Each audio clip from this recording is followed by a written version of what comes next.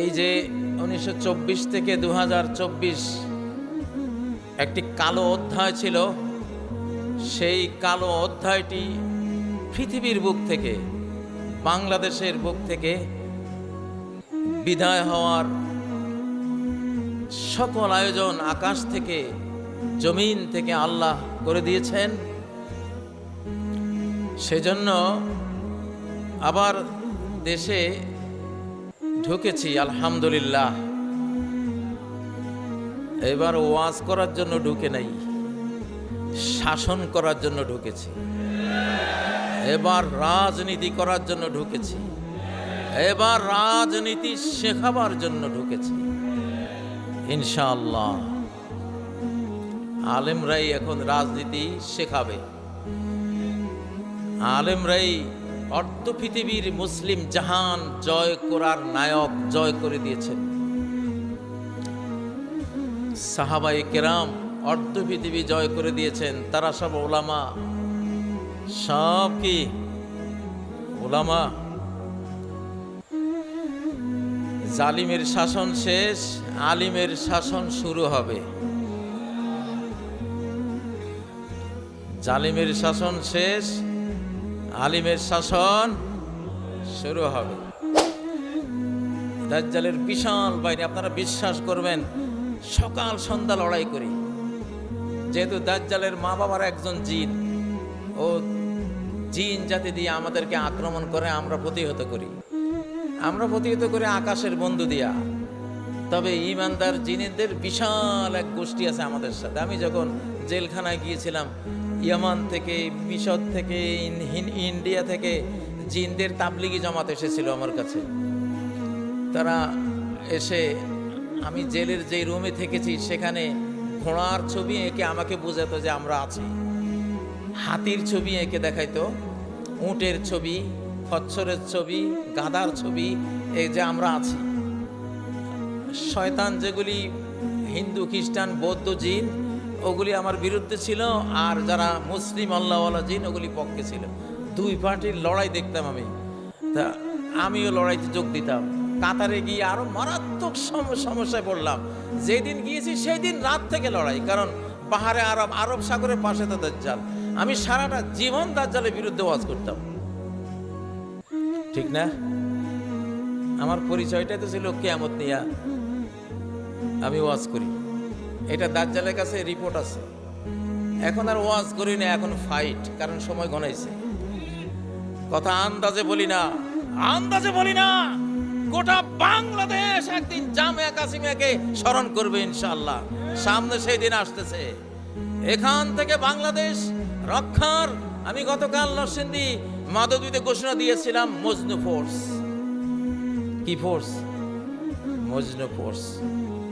পাগলের মতো আমরা আল্লাহর জন্য, ইল্লা ক্বালু সাহিরুন ওয়া মাজনুন, সব নবী রাসূলদেরকে জাদুকর এবং মজনুন বলেছিল না? যার যা আছে সবাই রেডি থাকেন। বাংলাদেশের উপর বিপদ আসতেছে, আমার উপরে ঢাকায় সবার আগে হামলা হয়েছে। এই জন্য ওরা জানে যে এই লোক যদি থাকে আর আমরা আক্রমণ করি, গ্রেফতারির রাতে যে দশা করেছিল তার চেয়ে আরো দুর্দশা করবে এই লোক। এই জন্য আমার উপরে আক্রমণ একটা গেছে, কিন্তু আমি আক্রমণের ইয়েতে আছে, কিন্তু ভয় পাই না আমরা। আপনারা ভয় পাবেন না। ভয় বলতে কিছু নাই।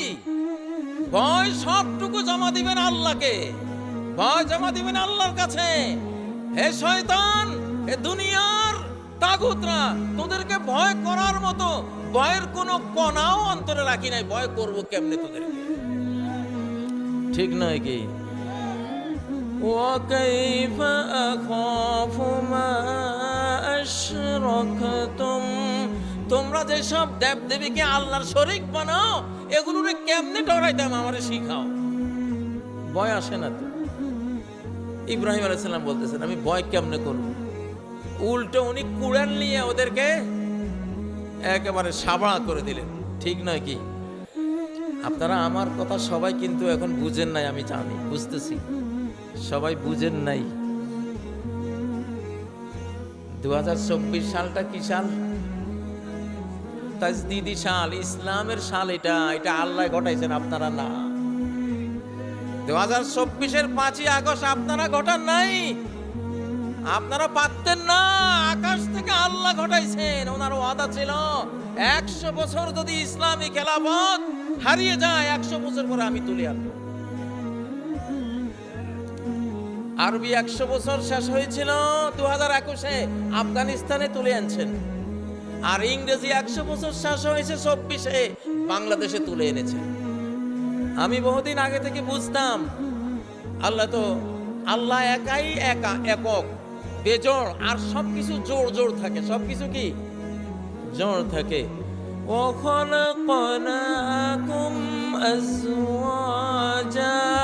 আমি তোমাদেরকে সৃষ্টি করেছি জোড়ায় জোড়ায়।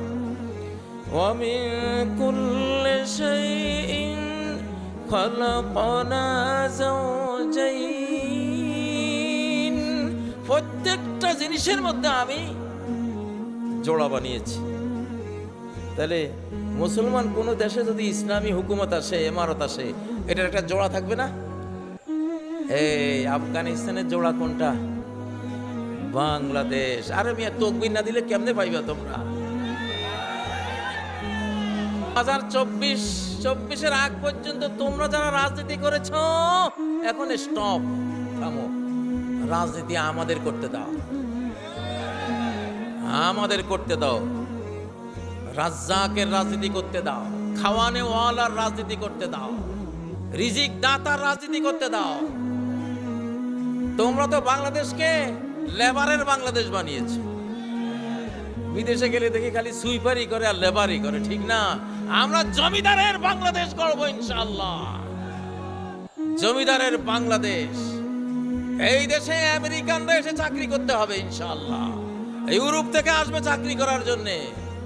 বরং আরব দেশ থেকে আমার শিশুকালে দেখতাম আরবের মানুষেরা এই দেশে ঘোড়া নিয়ে ছুটতো, আমরা হাদিয়া তোহফা দিয়ে তাদেরকে মালামাল করতাম, ভরপুর করে দিতাম। তারা বাংলাদেশ থেকে গিয়ে 1 বছর সুখে খেতে পারত। আবার সে সময় আসবে ইনশাআল্লাহ। এবার আমাদেরকে সুযোগ দাও, সুযোগ না দিলে জোর করে নেব ভাই, জোর করে নেব। বন্ধুকে দিয়ে, বন্ধুকে বলবো, বন্ধু আমি পারলাম না, তুমি দাও। বন্ধুকে বন্ধুকে আল্লাহ। প্রত্যেকটা কথা কিন্তু আমি জেলখানায়, আমরা নিজেরা একটা সালতানাত গড়েছিলাম। জেলখানায় আমার উপাধি ছিল সুলতান ইব্রাহিম, সুলতান ইব্রাহিম। এইখানেই একদিন অভিষেক করবো ইনশাআল্লাহ। ওইটা ফিজিক্যাল সুলতান না, আধ্যাত্মিক সুলতান। কি সুলতান? সেই হেফাজতে ইসলামের ইসলামাবাদী সাহেব, মহাসচিব, সেক্রেটারি জেনারেল মুফতি হারুন ইজহার সাহেব, তারপরে মুফতি মনিরুজ্জামান সাহেব, মধুপুরের মুফতি সাহেবের ছেলে মৌলানা ওবায়দুল্লাহ সাহেব, এক ঝাঁক মুফতি আজহারি, এক ঝাঁক ওলামা নিয়ে আমরা একটা মোটামুটি সুলতানা একটা গঠন করে রাখছি। ভাই এখন আপনারা কইবেন নিজে নিজে সুলতান কয়। ভাই ইউসুফ আলাইহিস সালাম বলছিল এই জাল নিয়ালা খাজাই নিলাম, আমাকে খাদ্যমন্ত্রী বানান। রাজা যে ডামিস না কইলে বুঝতো না। কোরআন থেকে দূরে থাকার কারণে আপনারা ভাবছেন আমি এমনি বলতেছি, এমনি বলি নাই। সামনে টের পাইবেন ইনশাআল্লাহ।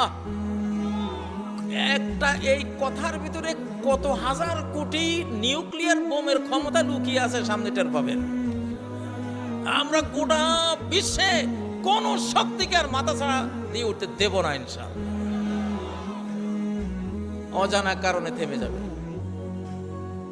অজানা কারণে বিশ্ব শক্তি 10, 9, 8, 7, 6, 5, 4, 3, 2, 1, 0 কাউন্ট ডাউন নিচের দিকে যাবে, নিচের দিকে যাবে। এটা একটা ওয়াজ না, এটা একটা কর্মসূচি ঘোষণা করে গেলাম ইনশাআল্লাহ।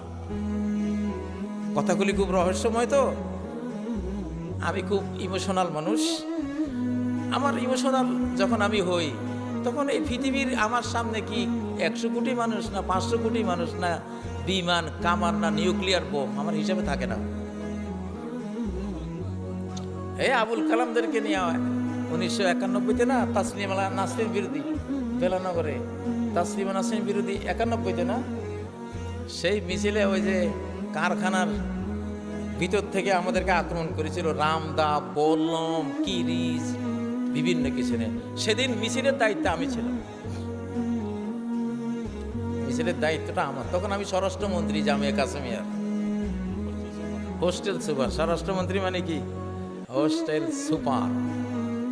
তা আমার দায়িত্বে শত শত ছেলেরা বেরিয়েছে, ওখানে অনেক লড়াই, অনেক যুদ্ধ হয়েছে। আমি ছাত্রদেরকে সামনে দিতে দিতে আমি পিছে একা হয়ে গেছি, লিডার একা হয়ে গেছি। তো আমি একা হলে আমি তখন সম্ভবত আমি আকাশের প্রোটেকশনে চলে যাই। একটা কারণ আছে এখানে, সেই কারণটা পরে আপনারা কোনো এক সময় হয়তো যদি বলি বলবে, আর না বললে নাই, আখেরাতে গিয়ে দেখবেন। তো সেদিন হঠাৎ আমি একটা আওয়াজ শুনলাম, মার, কমান্ড। একটা কমান্ডার তার একটা সৈনিককে বলতেছে মার। কিরে, এখানে তো আমি ছাড়া কেউ নেই, মার বললো কারে? আমি পিছন থেকে তাকাই দেখি কিরিজ, এত বড় কিরিজ নিয়ে একজন আমার পিছনে, 2-3 হাত। সেখানে আবুল কালামও নাই, ওই যে আমার ছাত্ররা কেউই তো নাই, আমি একা হয়ে গেছি। ওরা চলে গেছে আমার থেকে 200-300 গজ দূরে ব্রিজের উপরে, আর আমি ভেলানগর। ওখানে পুলিশ লাঠিচার্জ করতেছে, মারামারি করতেছে, ব্যারিকেড হয়ে গেছে, আমি একলা। আমার লাল রুমাল এইভাবে পেছানো হাতে, এখানে এইভাবে যাচ্ছি। এখন যখন ও আমাকে, আমি দেখলাম যে মার বলছে, এখন সে আঘাতটা করে কিরিজ। আমি জীবনে কিরিজ আর দেখি না এত বড়। আমি বললাম হঠাৎ করে, আমি পিছনে দিকে তাকাই, যখন ওরা দেখছি আমার দিকে এইভাবে আসতেছে, ঠা মারি ফেলাবো। আমি পকেটে হাত দিছি। কেন পকেটে হাত দিছি আমি জানি না, আমার পকেটে কিছু না, হাতেও কিছু নাই। ও বুঝছি হুজুরের পকেটে কিছু একটা আছে মনে হয়।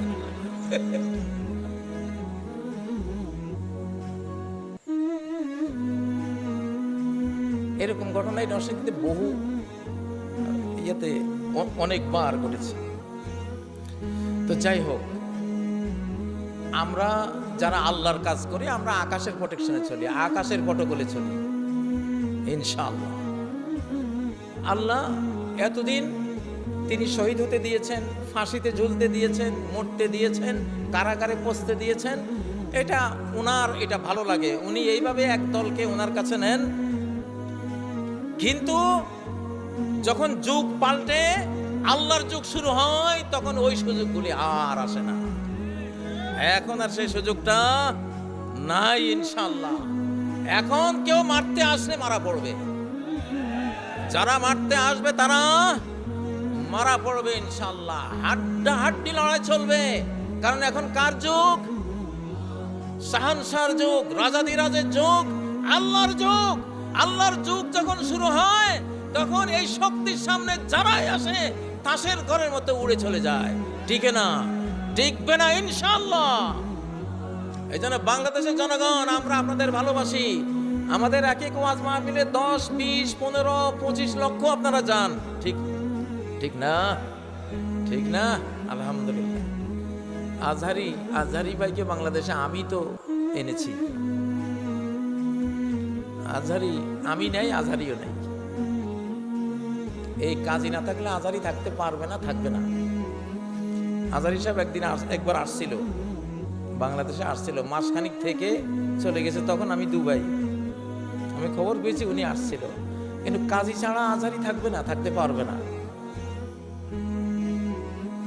আমি আসছি 5ই নভেম্বর। আজহারি ভাই আমারে ফোন দিলেন, ওস্তাদজি আপনি এসেছেন, আল্লাহ তাআলা তার নিরাপত্তার চাদরে আপনাকে ঢেকে দেন, আপনাকে আল্লাহ হেফাজতে রাখেন।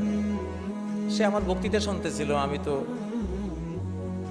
আকাশ যেহেতু ক্ষিপ্ত, আমি তো ঠান্ডা হব না। আকাশের মালিক খুব রাগান্বিত এখন, তা আমি কি ঠান্ডা হব? আমি হিটের উপর থাকবো, কত বছর থাকবো সেটা উনি জানে। কোনো একদিন এসে দুশ্মনদের ইটের সাথে ইট বাজিয়ে দেব। দুশ্মনী যারা করেছে দেশের ভেতরে অথবা বাইরে, সবার থেকে প্রতিশোধ নেব ইমাম মাহদিকে হয়তো সাথে নিয়ে এসে, এই প্রত্যয় নিয়ে বেরিয়ে গিয়েছিলাম। তো আল্লাহ তাআলা 1924 সাল, 2024 সাল, 1924 আর 2024, এই যে 1924 থেকে 2024 একটি কালো অধ্যায় ছিল। সেই কালো অধ্যায়টি পৃথিবীর বুক থেকে, বাংলাদেশের বুক থেকে বিদায় হওয়ার সকল আয়োজন আকাশ থেকে, জমিন থেকে আল্লাহ করে দিয়েছেন। সেজন্য আবার দেশে ঢুকেছি আলহামদুলিল্লাহ। এবার ওয়াজ করার জন্য ঢুকে নাই, শাসন করার জন্য ঢুকেছি। এবার রাজনীতি করার জন্য ঢুকেছি, এবার রাজনীতি শেখাবার জন্য ঢুকেছি ইনশাআল্লাহ। আলেমরাই এখন রাজনীতি শেখাবে। আলেমরাই অর্ধ পৃথিবীর মুসলিম জাহান জয় করার নায়ক জয় করে দিয়েছেন। সাহাবায়ে কেরাম অর্ধ পৃথিবী জয় করে দিয়েছেন। তারা সব ওলামা, সব কি ওলামা। জালিমের শাসন শেষ, আলিমের শাসন শুরু হবে।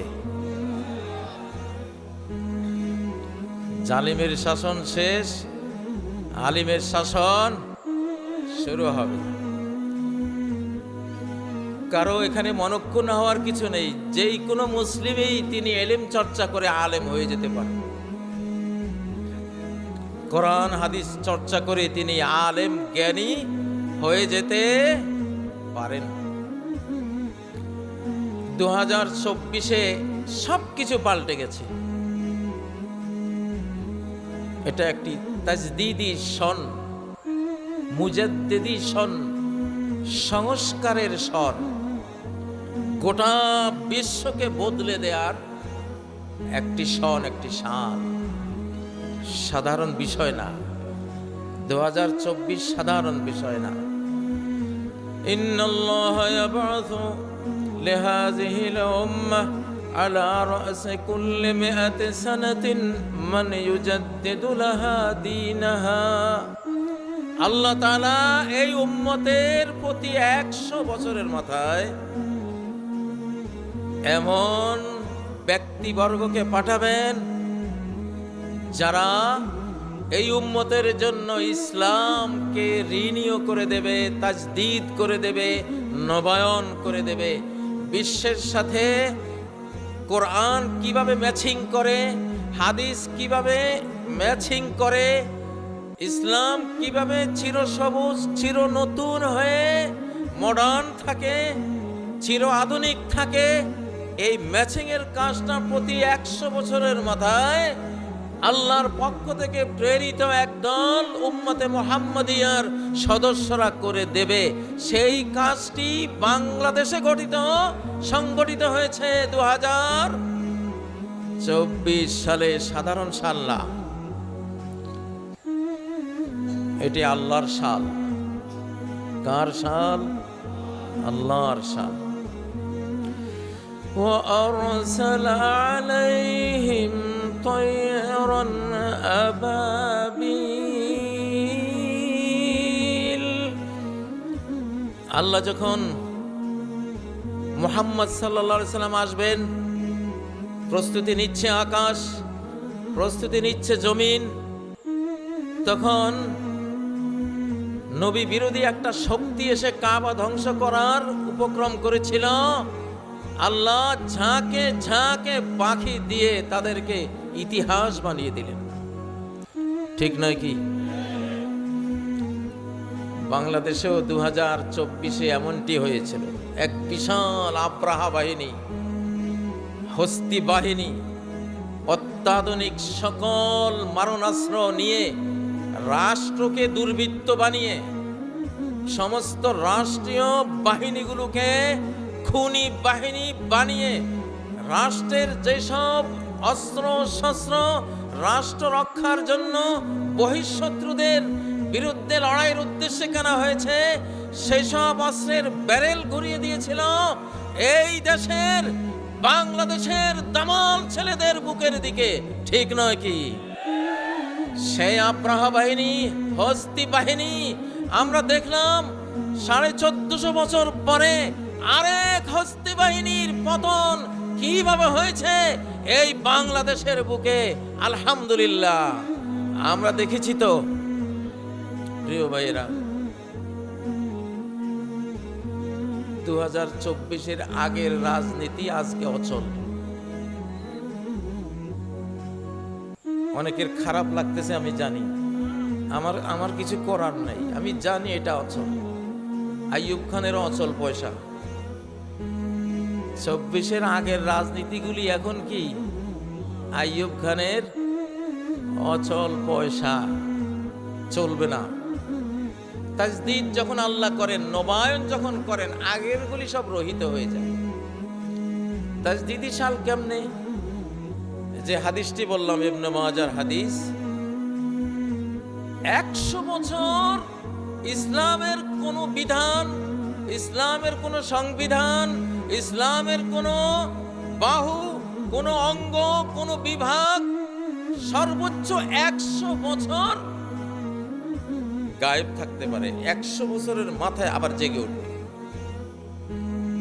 তুরস্কের ইসলামী খেলাফত, কোরআনিক খেলাফত, সুলতান সুলেমানদের গড়া তুরস্কের যে ইসলামী খেলাফত 720 বছর মুসলিম জাহানকে নেতৃত্ব দিয়েছিল, সেটির পতন হয়েছিল 1924 সাল। 1924 সাল, 24 থেকে 2024, 100 বছর হয় কি না? হয়।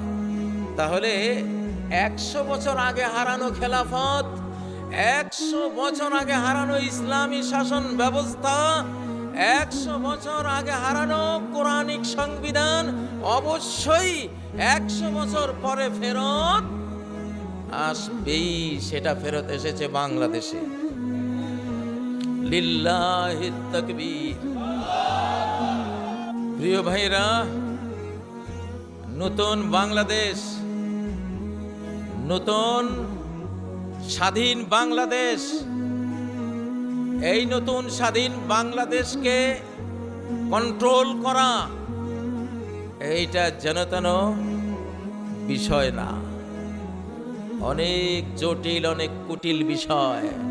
সরাসরি আমি জানি, কোরআন থেকে জানি, হাদিস থেকে জানি, আমাদের এই যুগটি সরাসরি আল্লাহর নিয়ন্ত্রণের যুগ, আল্লাহর কন্ট্রোলের যুগ, আল্লাহর সরাসরি নির্বাহী ক্ষমতার প্রয়োগের যুগ।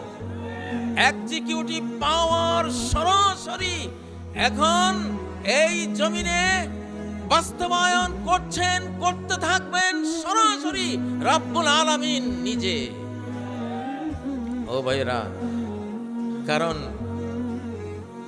যখন নূহ আলাইহিস সালাম জাহাজ তৈরি করলেন, ওই সময় থেকে সময়টা আল্লাহ তার নিয়ন্ত্রণে নিয়েছিলেন। জাহাজে ইমানদারদেরকে তুলে নিয়েছিলেন, বেঈমানদেরকে মহাপ্লাবন দিয়ে ডুবিয়ে দিয়েছিলেন, ঠিক নয় কি? ওই ডুবানোর কাজটা কি নূহ আলাইহিস সালাম করেছিলেন? ইমানদাররা করেছিল? কে করেছিল? সরাসরি আল্লাহ। নমরুদকে পঙ্গু মশা দিয়ে, বিশ্ব শক্তি নমরুদকে শক্তিহীন একটি মশা দিয়ে বিদায় করার কাজটি কে করেছিলেন? সরাসরি কে করেছিলেন? আল্লাহ। ফেরাউনকে সাগরে ডুবিয়ে লক্ষ লক্ষ আর্মি বাহিনী সহ নিপাত করার কাজটি সরাসরি কে করেছিলেন? আল্লাহ করেছিলেন। কিছু সময় পৃথিবীতে আসে যখন ডাইরেক্ট আল্লাহ তাআলা ক্ষমতা নিয়ে নেন বান্দাদের হাতে, তখন কর্তৃত্ব থাকে না। বাংলাদেশের কর্তৃত্ব এখন কার কাছে? আল্লাহর কাছে। কার কাছে? আল্লাহর কাছে। ও ভাইয়েরা, এই মানচিত্র তো কোরআনের মানচিত্র। কিসের মানচিত্র? কোরআনের মানচিত্র। এবার কোরআন আসবেই, এবার কোরআন আসবেই। ও ভাইয়েরা, আমি আপনাদেরকে কতগুলি ধারণা দেই নাই। আমার এই কথাগুলি একটাও ধারণা না, কনফার্ম ইনফরমেশন দিলাম, নিশ্চিত কতগুলি সংবাদ দিলাম যে এই হতে যাচ্ছে, এই হবে আপনাদের সামনে। কোরআন তাই বলে, হাদিস তাই বলে। 47 কোরআনের জন্য দেশ নিয়ে কোরআন আনতে পারি নাই।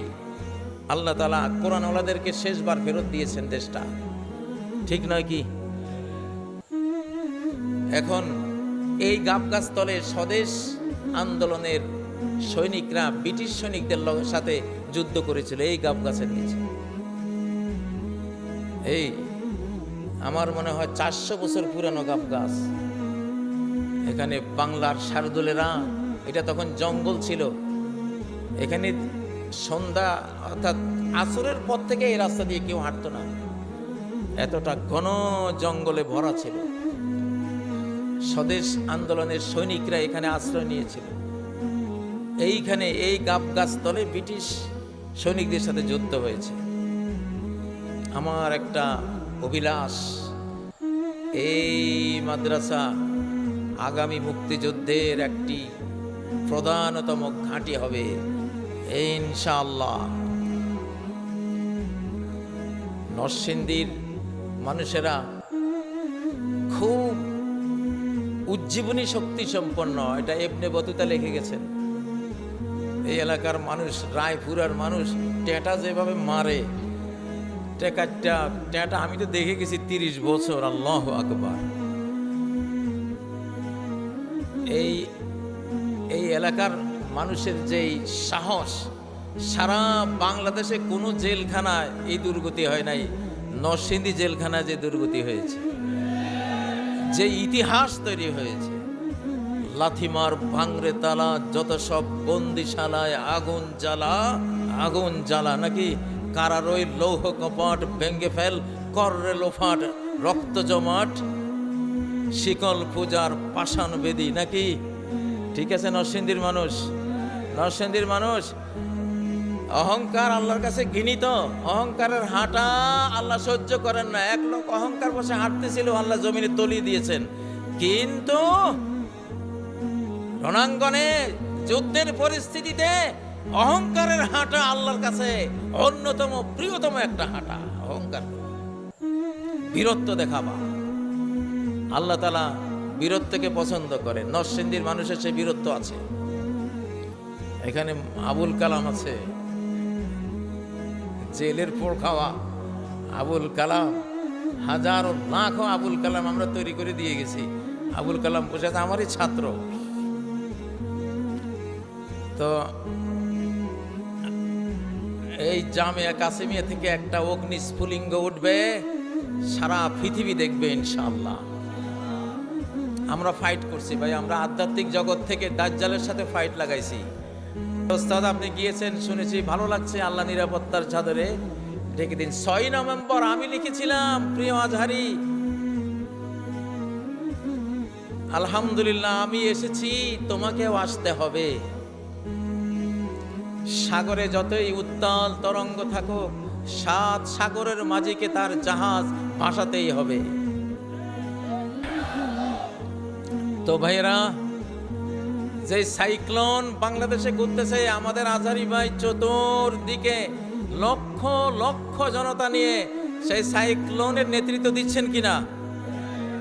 এরা সব বাংলাদেশের স্বাধীনতার সৈনিক ইনশাআল্লাহ। ও ভাইয়েরা, আমি ওইখানে 7 সাগরের মাঝি হিসেবে আমি আজহারি ভাইকে বলেছিলাম যে তোমরা 7 সাগরের মাঝি, দুনিয়া এখন তোমাদের। আমরা 60 পার হয়েছি, আমরা এখন 10-20% থাকবো তোমাদের সাথে। আমাদের পরকালের কাজ বেশি করতে হবে, দুনিয়া এখন তোমরা লিড দিবা। আলহামদুলিল্লাহ 7 সাগরের মাঝি। 7 সাগরের মাঝি কি মানে, বাংলাদেশ থেকে গোটা বিশ্ব নেতৃত্ব এখন তৈরি হবে ইনশাআল্লাহ। ওয়ার্ল্ড তাজদিদ পার্টি, সারা বিশ্ব সংস্কার পার্টি, আধ্যাত্মিক যে গ্রুপটা, এটা এখন বাংলাদেশে বিরাজ করছে, সারা বিশ্বে ছড়াবে ইনশাআল্লাহ। এই জন্য ফিজিক্যাল যারা কাজ করবে, কোটি কোটি বাংলাদেশের জনগণ, তাদের ভয়ের কোনো কারণ নাই ইনশাআল্লাহ। পরাজয়ের কোনো সম্ভাবনা নাই। নির্ভীক চিত্তে আপনারা কোরআনের কথা বলবেন। আমরা কোরআন ছাড়া আর কোনো কিছু মানি না। এবারের ভোট, একটা ভোটও কোরআনের বাইরে আমরা দিতে দেব না ইনশাআল্লাহ। পড়বে না এবার। যদি তোমরা কোরআনের বিরুদ্ধে ভোট দিবার মনস্থ করো, দেশে নির্বাচন হবে না, যুদ্ধ হবে। আকাশ থেকে প্রোগ্রাম হয়ে আসবে, কিছু করার নাই। আর যদি যুদ্ধ ছাড়াই তোমরা কোরআনকে কবুল করি নাও, হয়তো আল্লাহ তাআলা যুদ্ধ মাফ করতে পারেন। এবার কোরআন আসবে ইনশাআল্লাহ। প্রিয় ভাইরা, আমাদের এই মাহফিলগুলোতে আপনাদের সওয়াবের একটা অংশ থাকা উচিত কিনা, সেটা কিভাবে বলেন তো? পকেটে হাত দিতে হবে। সবাই একটু পকেটে হাত দিয়ে আজকের এই মাহফিলে শরীক হন। কোরআনের মাহফিল, সবাই হাত দেন। এই যে ছেলেরা, তোমরা ছোট, এটা ভিক্ষা না ভাই। আপনাদেরকে জান্নাতে নেয়ার একটা অর্থনৈতিক ইবাদত করছি, এটা ভিক্ষা না। আমরা মুনাজাত করব, দোয়া করব, দোয়ার আগে সবাই পকেটে হাত দেন। সবাই ফি সাবিলিল্লাহ। আল্লাহ তাআলা সবার মনগুলিকে ইসলামের জন্য কবুল করেন, কোরআনের জন্য কবুল করেন।